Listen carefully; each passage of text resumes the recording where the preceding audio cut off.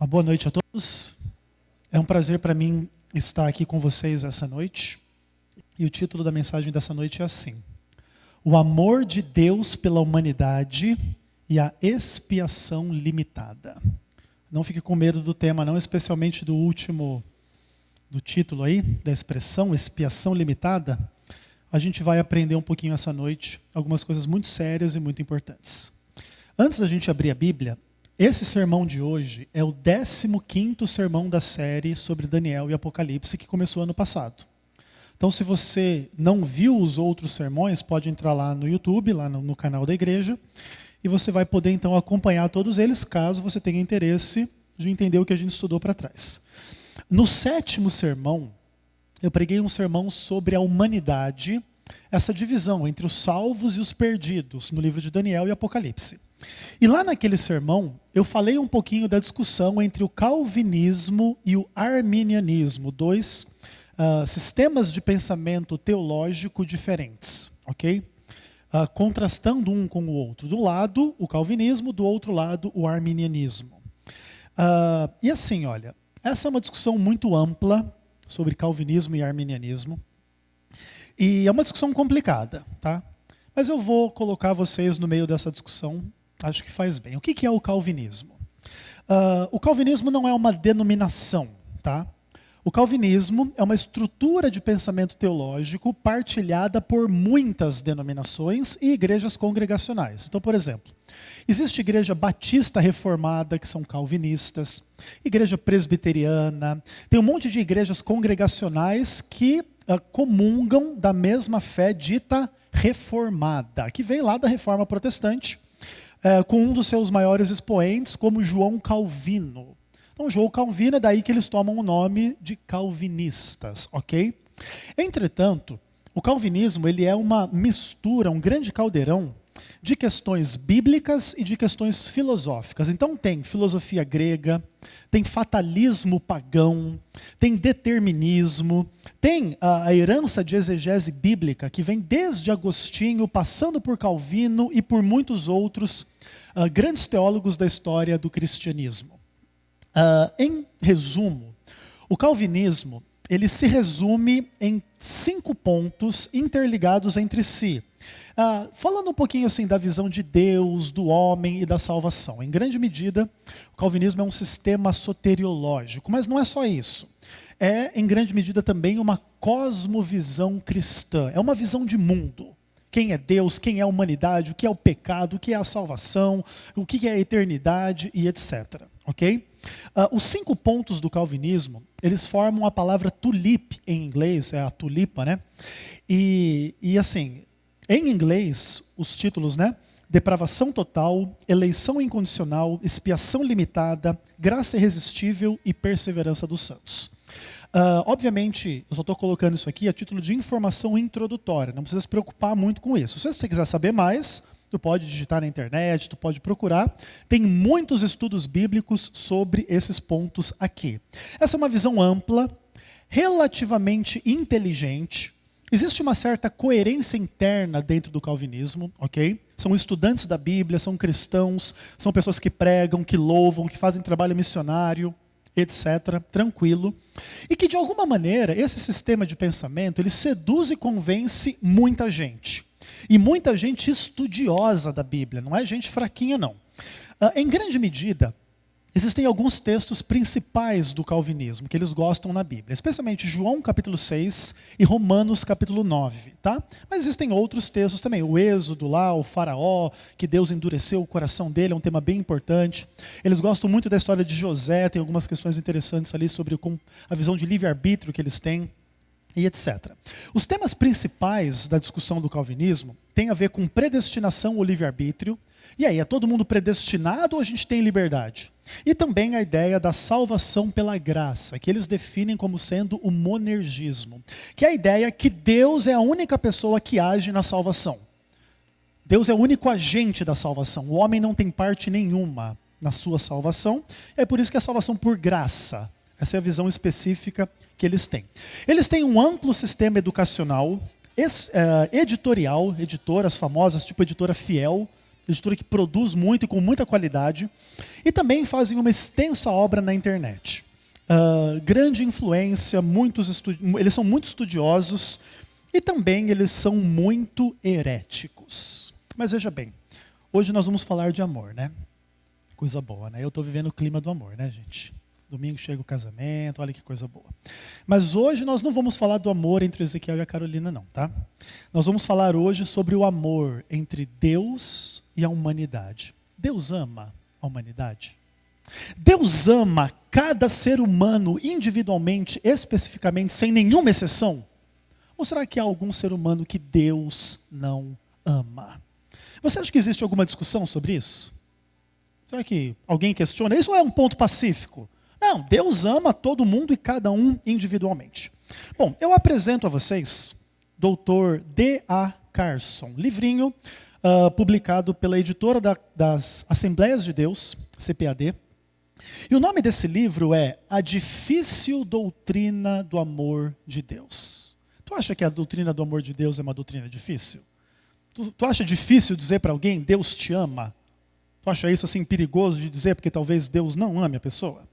Vou ler para você uma partezinha aqui. Página 25 desse livro, ele está refletindo sobre essa ideia. Será que Deus ama todo mundo da mesma maneira? E ele responde assim: isso certamente é verdadeiro no domínio da providência. Afinal, Deus manda o raio do sol e a chuva sobre o justo e o injusto igualmente. Aí olha só o que ele diz. Mas certamente isso não é verdadeiro no domínio da eleição. Deus ama todo mundo no sentido da providência. Ele cuida de todo mundo. Mas ele não ama todo mundo no sentido de escolher todo mundo para a salvação. Não. Deus não escolhe todo mundo. Deus não ama todo mundo. Pelo menos não com o amor que salva. Ok? Se vai ter alguém perdido um dia no mundo, é porque Deus não amou essa pessoa a ponto de salvá-la. Interessante isso aqui, né? O camarada está escrevendo um livro sobre Deus, ele é um cristão, ele estuda a Bíblia, e o objetivo dele é ensinar que Deus não ama todo mundo. Será que Daniel e Apocalipse podem nos ajudar? Vamos lá, Daniel capítulo 9, versículo 19. Nós vamos ler os textos onde Daniel e Apocalipse falam do amor. Tanto o amor de Deus quanto o amor dos seres humanos, tá bem? E aí vamos ver se a gente consegue aprender alguma coisa a partir da palavra de Deus. E esse é um assunto muito importante. Eu não quero demorar e passar do tempo. Se eu passar, vai ser o mínimo possível para a mensagem não ficar pela metade. Peço a paciência de todos e a concentração de quem leva a sério o estudo da Bíblia. E esse tema é um tema extremamente sério. Vamos lá, Daniel capítulo 9, versículo 19, é uma grande oração que Daniel ora a Deus, ele fala assim: ó Senhor, ouve, ó Senhor, perdoa, atende-nos e age, não te retardes, por amor de ti mesmo, ó Deus meu, porque a tua cidade e o teu povo são chamados pelo teu nome. Nesse texto, Daniel fala do amor que Deus tem por ele mesmo. Essa ideia é interessantíssima, né? Deus como um ser que é amor e que ama. O que mais? Capítulo 10, versos 10 a 12, aí pertinho. E olha que texto interessante. Eis que certa mão me tocou, sacudiu-me e me pôs sobre os meus joelhos e sobre as palmas das minhas mãos. Ele me disse: Daniel, homem muito amado, esteja atento às palavras que vou te dizer. Levanta-te sobre os pés, porque eis que te sou enviado. Ao falar comigo essa palavra, me pus em pé tremendo. Então ele me disse: não temas. Dos versos 18 e 19, dá uma olhada. Então me tornou a tocar aquele semelhante a um homem e me fortaleceu e disse: não temas, homem muito amado, paz seja contigo. Aqui existe uma ideia que Daniel é um homem muito amado. Será que Deus é o agente desse amor? Bom, Nós não somos calvinistas. A igreja adventista é uma igreja que vem de um berço wesleyano, metodista, arminiano, que é o contrário dos calvinistas, tá bem? Então a gente não tem problema de dizer que Deus ama Daniel, porque a gente acredita que Deus ama todo mundo, sem exceção, ok? Mas mesmo o calvinista que não acredita que Deus ama todo mundo, acredita que Daniel é um escolhido de Deus para a salvação, então pelo menos Daniel, eles acreditam que Deus ama. Então, ok, se Daniel é um homem muito amado, ele é amado por Deus. Bacana. Agora veja bem, esses são os dois únicos textos do livro de Daniel que falam de amor. Você vê que é uma linguagem escassa? Não tem muita coisa sobre amor no livro de Daniel. Será que Apocalipse tem muita coisa? Vamos dar uma olhada lá. Capítulo 1, versos 4 e 5. Vamos ver um pouquinho da doutrina do amor no livro do Apocalipse. Capítulo 1, versos 4 e 5. E aí a Bíblia diz assim para nós nesse texto, irmãos. João, as 7 igrejas que se encontram na Ásia. Graça e paz a vós outros da parte daquele que é, que era e que há de vir. E da parte dos 7 espíritos que se acham diante do seu trono. E da parte de Jesus Cristo, a fiel testemunha, o primogênito dos mortos e o soberano dos reis da terra. Aquele que nos ama e pelo seu sangue nos libertou dos nossos pecados. Existe uma ideia interessante na literatura joanina, da qual o Apocalipse faz parte, e o Evangelho e as cartas também, de que eu e o Pai somos um. Eu, Filho, o Pai, somos um. Então, de alguma maneira, o próprio Jesus falou, quem vê a mim, vê o Pai. Então é o seguinte, se Jesus nos ama, eu posso dizer que o Pai nos ama? Sim? Tranquilo, biblicamente, não tem nenhuma dificuldade. O Pai nos ama, Jesus Cristo nos ama. Jesus mesmo falou isso, né? Não vos digo que eu vou dizer para você para o Pai. Não, o Pai mesmo vos ama. Então não tem muita dificuldade com isso não. Agora, capítulo 2, verso 4. Como que a Bíblia fala do amor, livro do Apocalipse. E aí diz assim, né? Jesus repreendendo a igreja de Éfeso diz assim, tenho porém contra ti, que abandonaste o quê?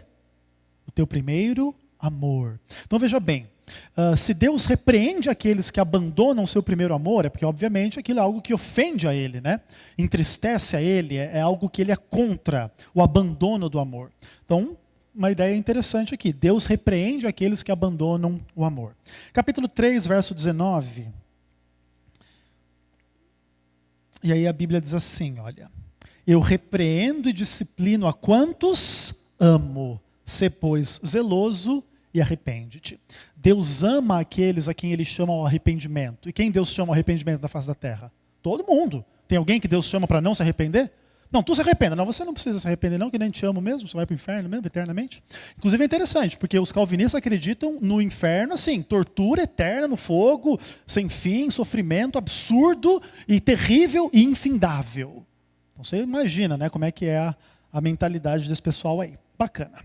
Agora sim, o último texto, capítulo 12, verso 11, que fala sobre o amor no livro do Apocalipse. Apocalipse 12, versículo 11, a Bíblia diz assim, eles, pois, venceram o diabo, por causa do sangue do Cordeiro e por causa da palavra do testemunho que deram, porque mesmo em face da morte não amaram a própria vida. Então assim, ó, esses 7 textos que nós lemos são os únicos textos que falam do amor em Daniel e em Apocalipse. É um vocabulário escasso. Aparentemente, Daniel e Apocalipse têm pouco a falar sobre o amor de Deus. Agora sim, ó, ainda que o vocabulário seja escasso, o conceito não é escasso. Veja bem, Daniel e Apocalipse falam de libertação, de bênçãos, de salvação, de eternidade prazerosa, maravilhosa e perfeita.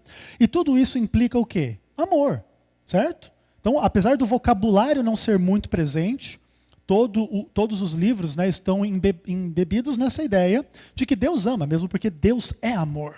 Então, qualquer coisa que se fale sobre Deus, está se falando sobre o amor.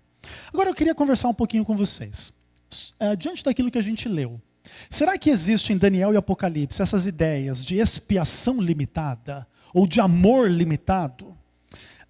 Sabe que às vezes, quando a gente se deixa aprisionar por uma filosofia, por uma religião, por uma compreensão da realidade, aquilo pode fazer sentido para a gente, mas ao mesmo tempo aquilo nos aprisiona. E o calvinismo não é diferente, tá? E o calvinista, ele tem algumas polêmicas sobre esse assunto. E aí já não é culpa minha, tá? Alguns dizem que eu sou polêmico. Eu estou tentando evitar, o máximo que eu consigo, nem sempre eu consigo. Mas o calvinista faz polêmica. E o calvinista diz assim, pelos textos bíblicos, esses que a gente leu e outros, Deus é seletivo no amor dele, não é indiscriminado. Tipo assim, Deus ama Israel, Deus ama Jacó, Deus ama Daniel, Deus ama, entre aspas, nós. Quem somos nós? Os eleitos, a igreja, os salvos. Mas isso não quer dizer que ele ama todo mundo. Não ama Esaú, não ama, sei lá, quem vai se perder. E a Bíblia diz que quem vai se perder são como a areia do mar. Então é uma galera imensa, enorme. Jesus chega a dizer que mais vão pelo caminho da perdição do que da salvação. Então, aparentemente, Deus ama somente uma pequena parcela. E a maioria dos seres humanos, ele não ama. Essa é a ideia calvinista, ok? E veja bem, mesmo porque o texto que a gente leu, por exemplo, Apocalipse 1, verso 4, aquele que nos ama e pelo seu sangue nos libertou dos nossos pecados. O texto não diz, aquele que ama a todos e pelo seu sangue nos libertou dos nossos pecados. Aparentemente, ele diz assim, o texto limita esse amor a nós. Quem são esses nós? Não sei, mas não é todo mundo. Essa é a ideia do que se prega em torno dessa ideia. E tem uma coisa interessante também. Mesmo que o texto dissesse que Deus ama a todos, o calvinista tem uma carta na manga. Eu queria mostrar algumas coisas para você. Vai para 1 Timóteo capítulo 2, versículos 5 e 6. E eu queria mostrar algumas coisas para vocês. Apesar da Bíblia dizer algumas coisas assim sobre todos, os calvinistas gostam de dizer uma coisa interessante. Eles dizem assim, todos não são todos. É igual aquela ideia, tipo assim, todo mundo foi no meu casamento. Vamos pensar que eu convidei 200 pessoas. Aí vieram as 200 pessoas sem faltar nenhuma. Como é que eu digo daí? Todo mundo foi no meu casamento. Mas todo mundo não é todo mundo, porque não foi os 7 bilhões de pessoas à face da terra no meu casamento, certo? Então eles usam esse tipo de ideia para dizer assim, ok, mesmo que o texto diz que Deus ama todo mundo pode ser as 200 pessoas do meu casamento. Não precisa ser os 7 bilhões à face da terra. O tipo de argumento, né? Interessante. Então, por exemplo, 2 Timóteo, ou pior, 1 Timóteo falei, né? 1 Timóteo 2, versos 5 e 6. O que está escrito aí? Vamos lá. Há um só Deus e um só mediador entre Deus e os homens, Cristo Jesus, homem, o qual a si mesmo se deu em resgate por quem?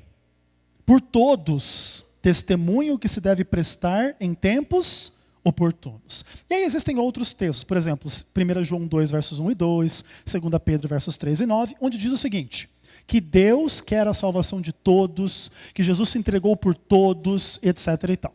E aí os calvinistas dizem assim, mas vocês arminianos, adventistas, são tão burrinhos, porque assim, todos não quer dizer todos sem exceção, mas todos sem distinção. Aí tu fica assim, né? Tá, desenha aqui, eu realmente sou um pouco burrinho. Tá, ele vai desenhar para você. Ele diz o seguinte, Deus ama todo tipo de gente. Gente gorda, gente magra, gente branca, gente negra, gente brasileira, gente israelita, mulher, homem, pobre, rico. Deus ama todos, certo? Mas isso não quer dizer que Deus ama todas as mulheres ou todos os homens. Todos os brasileiros ou todos os israelitas. Todos os tais ou todos os tais. Olha o tipo de loucura que o pessoal fica pensando. E é isso mesmo, eles defendem isso como se fosse a coisa mais inteligente do mundo. Não, Deus não ama todo mundo sem exceção. Ele ama todo mundo sem distinção. E o objetivo é esse, ensinar que Deus não ama cada um e todo mundo. Ponto. Porque isso, de alguma maneira, faz muito bem para o sistema de pensamento deles. Agora sim, os calvinistas fogem dos textos e relativizam essas expressões todos, todo mundo e tal. E para eles, isso aí significa todos os tipos, todas as nacionalidades, todos os eleitos, só não pode significar todos os seres humanos. E por que eles fazem isso? Bom, a explicação é ampla e eu vou dar uma resumida para vocês. O calvinista ele raciocina assim, gente. Todo aquele por quem Cristo morreu vai ser salvo. Porque Jesus morreu para salvar, Jesus tem poder para salvar. No final das contas, nem todo mundo vai ser salvo.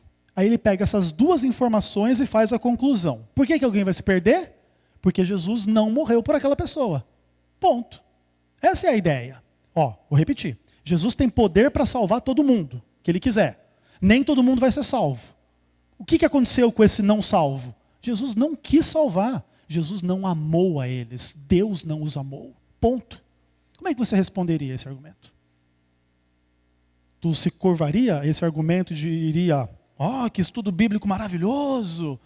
Agora eu estou entendendo a Bíblia, finalmente. Coisa extraordinária. Eu vou dizer para você o que eu penso dessa visão. Na minha opinião, sem querer desrespeitar os calvinistas de maneira nenhuma, talvez até alguém aqui possa comungar da fé calvinista, não sei se todo mundo aqui é adventista, mas veja bem, essa visão calvinista é uma visão pragmática, humanista, hermeneuticamente irresponsável e herética diante do caráter de Deus. Primeiro, se eles estiverem corretos, Deus foi para o espaço, né? Pelo menos qualquer Deus justo e bom. Aí se torna lá um Deus, sei lá o quê. Eu costumo dizer, assim, eu pego pesado também, né? Que o Deus calvinista é pior que o demônio. E essa é a minha opinião, tá bom? Porque assim, gente, negar o amor de Deus é negar a essência de Deus, a natureza de Deus e a postura de Deus diante de tudo que Ele criou. Essa é a realidade. Bem como negar a sua verdade e a sua lei. E é interessante, gente, eles afirmam essas coisas, que Deus não ama todo mundo, com todas as letras. Vou mostrar alguns outros materiais para você. Michael Horton, livrinho aqui, A Favor do Calvinismo, ok? Página 126, vamos dar uma olhada no que ele fala aqui nesse livro. Ele fala assim, a morte de Cristo é de valor e dignidade infinita, abundantemente suficiente para expiar os pecados do mundo inteiro. Embora Cristo objetiva e efetivamente levou consigo os pecados somente dos eleitos. A intenção específica de Cristo era de salvar os eleitos. Ele está usando uma linguagem bonitinha para querer dizer o seguinte: a morte de Cristo é tão digna, mas ele não morreu por todo mundo. Você quer me dar um microfone? Está tudo bem. Beleza. Ponto. Ele não morreu por todo mundo. Você acha cristão isso aqui? Você acha bonito isso aqui? Um livro cristão, maravilhoso aí para você ler depois. O que mais?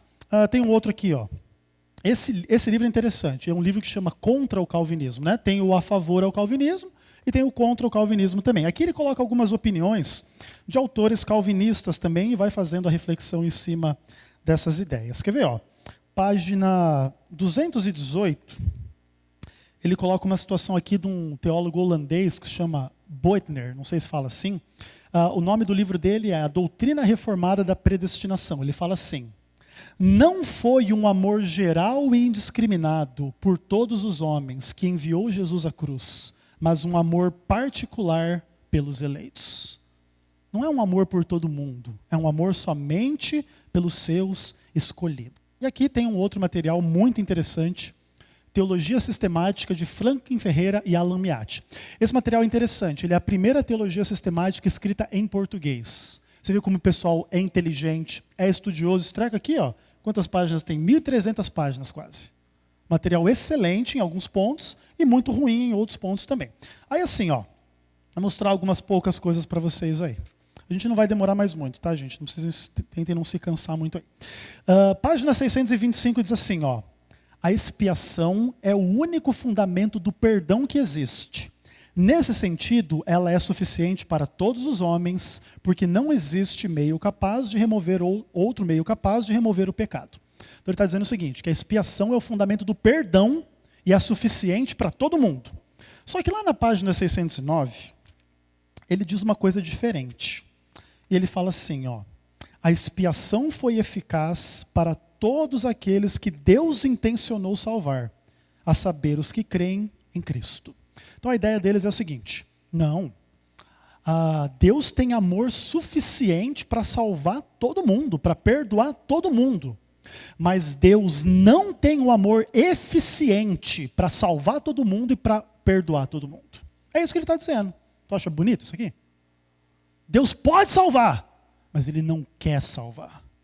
Como é que você se sente diante de um Deus assim? Sabe que existem muitos meandros nessa discussão. Uma discussão, questões linguísticas, questões filosóficas, questões doutrinárias, questões de estudo da Bíblia. E assim, olha, é interessante tudo isso, né? Basta dizer que se os calvinistas estiverem certos, Deus não ama todo mundo, Cristo não salva todos, e aí acabou. Ponto. Esse é o Deus que se adora por aí, em nome da Bíblia. Agora sim, gente, o que acontece? É meio complicado a gente entender essas questões, porque o que acontece? Quando o calvinista prega, ele se inclui entre os salvos. Mas quem garante que ele é um salvo? Uma das doutrinas principais do calvinismo é a eleição incondicional. Deus não precisa de nada em você para te salvar. Não existe condição. Se ele quiser, ele te salva. Se ele não quiser, ele não te salva. Então como é que você pode dizer, Jesus morreu por nós? Espera aí, nós quem? E sempre que eu tenho um calvinista na internet aí, ele diz, Jesus morreu por nós. E eu me coço, né, na internet, né? Nós quem, amigo? E aí meia dúzia deles já me bloquearam por aí, só porque eu faço esse tipo de pergunta assim. Nós quem? Você? Quem que te garante que Jesus morreu por você? Não, porque eu creio que... Não, tu crê o que você quiser. Qualquer um que crê no que quiser, então é verdade. Pode ser que alguém creia e na verdade Jesus não tenha morrido por ele? Pode, então você pode ser um deles. Como é que é? Morreu por nós? Como assim? Não existe garantia de salvação para ninguém, ponto, diante do calvinismo. E essa é uma questão complicada. A salvação ela é uma realidade hipotética. Jesus morreu por alguém. E esse alguém vai ser salvo. Ok, isso aí tudo bem. Mas por você, tu não sabe dizer. É incondicional, não tem condição nenhuma. Tu não sabe se ele morreu por você. Essa é a verdade. Claro, os exemplos bíblicos, até você pode dizer que eles são eleitos. São Paulo, Abraão, Davi, Pedro, porque está escrito na Bíblia. Eles acreditam na Bíblia, beleza. Fora disso, não está escrito lá se o Augustus Nicodemos é eleito, se o Josemar Bessa é um eleito, se o Spurgeon foi um eleito. Pode ser que não sejam, vão lá queimar eternamente no inferno, segundo a doutrina deles, ok? A segurança aí da doutrina deles é só teórica e abstrata. Para a gente terminar, 2 textos do livro do Apocalipse. Apocalipse 14, verso 6 e 22, verso 21. Para a gente ter uma noção da extensão do amor de Deus no livro do Apocalipse. Apocalipse 14, verso 6 é um texto que talvez alguns de vocês conheçam de cor. E a Bíblia diz, né? Vi outro anjo voando pelo meio do céu, tendo um evangelho eterno para pregar a quem? Aos que se assentam sobre a terra, cada nação, tribo, língua e povo. Os calvinistas enfatizam muito essa ideia de cada nação, tribo, língua e povo, mas eu vou enfatizar outro lado da moeda. Os que se assentam sobre a terra. É só os eleitos que se assentam sobre a terra? Só os salvos? Não. Os perdidos também se assentam sobre a terra? Então eu devo pregar o evangelho para quem? Para salvos e para perdidos? Para todo mundo? Ok. Se o calvinismo fosse a verdade, o evangelismo seria profundamente enganoso e mentiroso. Que eu estaria pregando um evangelho que é uma boa nova. Jesus morreu por você! Mas isso aí não é bem verdade, né? Pelo menos não para todo mundo. Isso é um engano, isso é uma mentira. Esse é o evangelho, né? Imagina. O evangelho sendo confundido com a mentira. Um absurdo sem fim. Claro que os calvinistas não são pessoas burras, não são pessoas ruins. Eles têm essa visão de mundo. E eles dizem não, e tentam justificar isso de 1000 maneiras. Tá? Tem livros e teses e um monte de coisa para dizer que o evangelismo tem que ser feito e que Deus sabe e que tal e tal. Mas no final das contas só convence quem quer ser convencido pelo engano, né? Pela mentira. Apocalipse 22, verso 21 para a gente terminar. E eu queria falar com você agora. Vocês sabem, né, que eu sou uma pessoa um pouco difícil, né, gente? Esses temas assim que eu trago para vocês. Ao mesmo tempo, acho que vale a pena a gente pensar com profundidade. O tema é muito sério, viu? E a Bíblia diz assim, o último texto da Bíblia. A graça do Senhor seja somente com os calvinistas. Somente com os eleitos. É isso? Que a graça do Senhor Jesus seja com todos. Então entende uma coisa. Esses argumentos que eu mostrei para vocês, a pregação a todos e que a graça seja com todos, não convence o calvinista, porque ele usa aquele argumento lá que todos não é todos. Todo mundo é só a pessoa do meu casamento, não é todo mundo o mundo inteiro. Agora sim, o argumento não convence eles porque eles estão comprometidos com a sua filosofia humanista, pragmática, equivocada, eu posso dizer satânica. Agora, quando a gente entende que Deus pede para a gente pregar o evangelho para todo mundo e que a graça de Jesus seja com todo mundo, é porque isso é verdade e não tem uma exceção na face da terra. Deus ama a todos e a graça do Senhor Jesus é oferecida a todos para a salvação eterna. Mas por que um não é salvo? Não é porque Deus não amou. Não é porque Deus não escolheu. A Bíblia diz que Deus quer que todos cheguem ao arrependimento para a salvação. Ponto. Essa é a vontade de Deus. Não é por culpa de Deus que alguém não vai para o céu. Jamais seria. Porque esse Deus não seria o Deus da Bíblia e nem o Deus do amor. Jesus pede para a gente, lembra que Jesus e Deus acabam sendo paralelos, para a gente amar os nossos inimigos. Se ele não amasse os inimigos dele, ou não amasse a todos, Deus seria um hipócrita, pedindo para a gente fazer o que ele mesmo não faria. Isso é ridículo, isso é absurdo, isso é uma mentira. Irmãos, você pode ter a certeza do amor de Deus por você, e não é por causa da minha retórica, do meu sermão. Se eu não pregasse esse sermão, você podia ter essa certeza da mesma maneira. Porque Deus ama você. E sabe por quê? Não sei. Consegue explicar? Não sei. Por que Deus me ama? Não sei. Eu não vejo motivo, é inexplicável. Não é porque eu mereço, não é porque eu sou bom, é o contrário. Eu não mereço, eu não sou bom, e ainda assim Ele me ama. E quando eu entendo isso, eu posso me tornar melhor do que eu sou. Melhor do que eu sou. De outra maneira, se eu fosse um calvinista, e eu tivesse aí os meus pecados, e todo calvinista tem os seus pecados, né? Eu ia começar a pensar, será que eu sou escolhido mesmo? Será que Deus me ama? Claro, tu pode até escolher se iludir, mas se você se iludiu ou não, não importa, porque no final você não sabe. Tu sabe que Deus não ama a maioria dos seres humanos, por que Ele amaria você? Tem muitos melhor que você para Ele amar. E mesmo que Ele ame os ruins, ele pode amar um pior que você e não amar você. Né? Não é verdade? Bonito isso, né? Tudo feito em nome do quê? Da Bíblia. Da religião.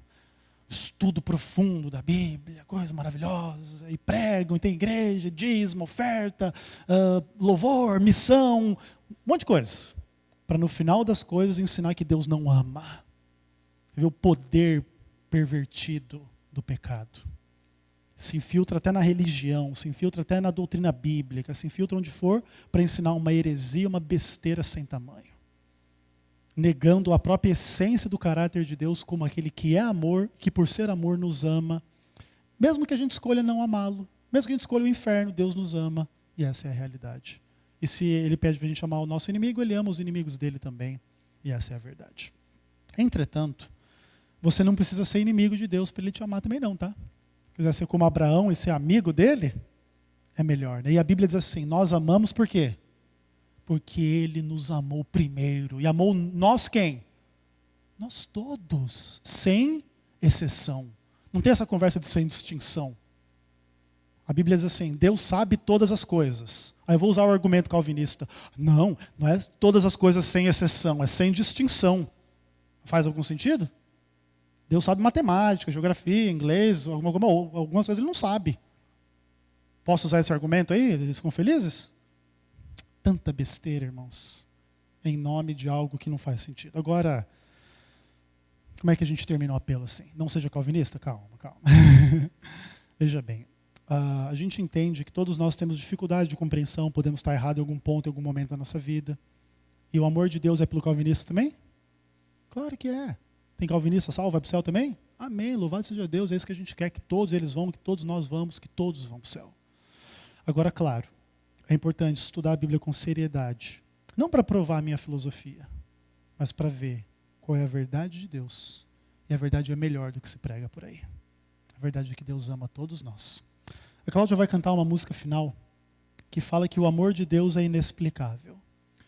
E se você está precisando sentir um pouquinho mais de perto esse amor, de alguma maneira está com dificuldade, está triste, está mal, e precisa entender, de alguma maneira, sentir esse amor, que enquanto ela canta você possa entregar a sua vida ao Senhor, orar, meditar nessa letra, uma música extremamente bonita, inspirada pelo Senhor, e que o amor de Deus possa te envolver essa noite para você sair daqui e amar as pessoas também conforme a lei e a vontade dele. Amém.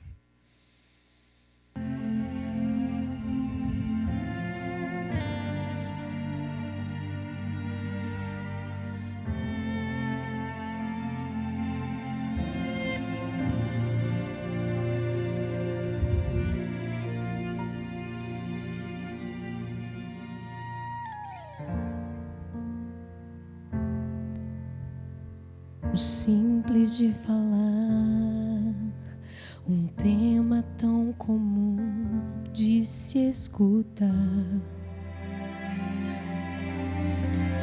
Quero lhe falar do amor de Deus, mas nem sei por onde começar.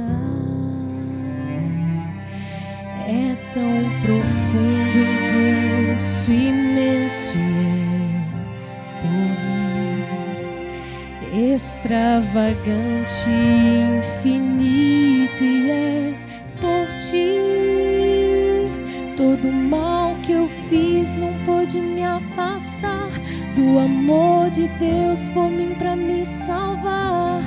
O eterno amor morreu na cruz pra viver completo eternamente em mim. Por amor entrega-se para sofrer. Por amor transforma-me num novo ser. Incondicional amor de Deus, pronto pra viver junto ao teu coração.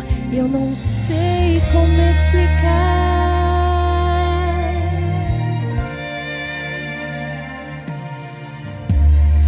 Canções que já cantei, poemas que eu já li e as tentativas que eu já vi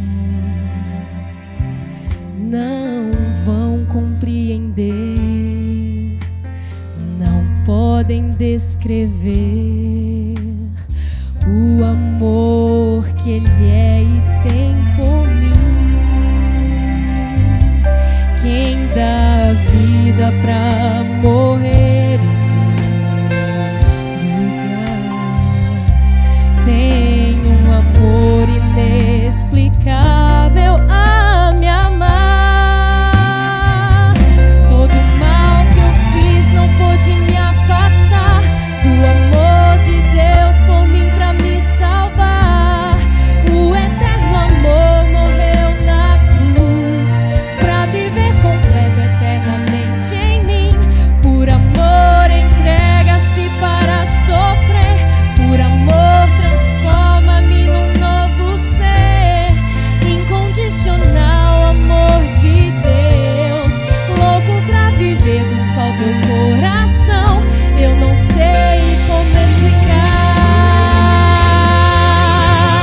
E de tal maneira pleno amor Ele me dá. Tenho salvação em sua cruz. Todo mal que eu fiz não pôde me afastar do amor de Deus por mim pra me salvar. O eterno amor morreu na cruz pra viver completo eternamente em mim. Por amor entrega-se para sofrer. Por amor transforma-me num novo ser. Incondicional amor de Deus, louco pra pulsar junto ao teu coração. Eu não sei te explicar.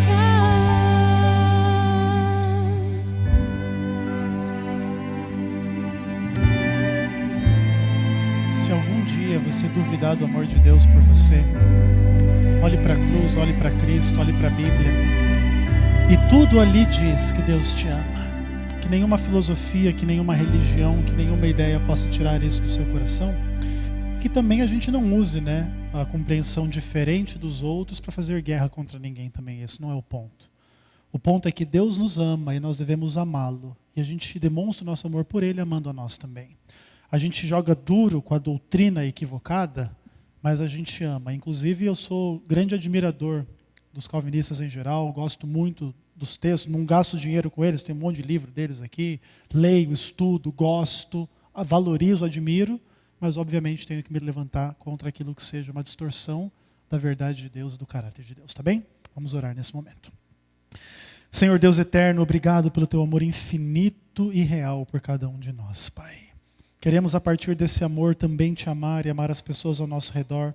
E mesmo combatendo o erro, jamais, Pai, combatendo as pessoas. Por isso, Pai, abençoa cada calvinista na face dessa terra, cada arminiano, cada pessoa que crê em Ti, que não crê em Ti, que te segue ou que não te segue. E que o Senhor dê a todos a chance de salvação eterna através da Tua graça infinita, Senhor. Sabemos que o Senhor nos respeita e nós também, Pai, queremos Te respeitar. Sabemos que o Senhor nos ama e também queremos Te amar. E para isso, invocamos o nome de Jesus Cristo como nosso Senhor e único Salvador. É em nome dele que oramos e vivemos. Amém. Uma boa noite a todos.